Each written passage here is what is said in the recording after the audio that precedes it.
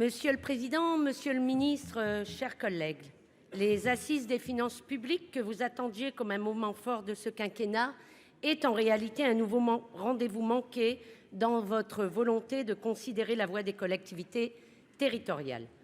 L'Association des maires, l'Assemblée des départements, des régions de France ont refusé de participer à cette grande messe. Ils ont eu raison. Selon vous, ce sont de nouveau les collectivités territoriales qui devront faire des efforts pour désendetter la France. On parle ici de 10 à 15 milliards d'euros. Vous leur demandez de réduire de 0,5 leurs dépenses de fonctionnement alors qu'elles sont déjà en difficulté. Les budgets des collectivités 2023 ont été construits dans une extrême fragilité et ceux de 2014 le seront encore plus. Les maires, les présidents d'agglo, les présidents de communautés de communes nous expliquent qu'ils n'ont jamais eu autant de mal à boucler leur budget. Aujourd'hui, les municipalités ne disposent même plus de leviers fiscaux pour assurer des recettes pérennes.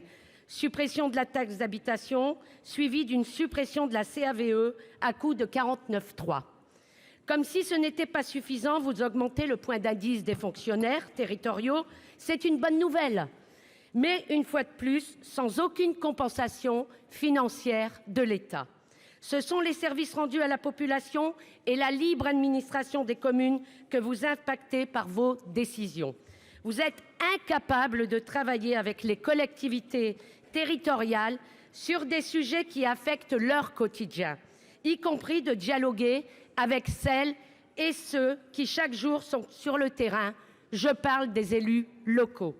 Vous leur demandez d'agir en faveur de la transition écologique, mais vous leur demandez de dépenser moins que l'inflation chaque année. C'est réduire les chances de répondre aux enjeux de développement durable. Monsieur le ministre, quand allez-vous mettre en place un réel pacte financier entre l'État et les collectivités territoriales afin de garantir le service public et de prendre en compte les réalités locales? Je vous remercie. Pour vous répondre,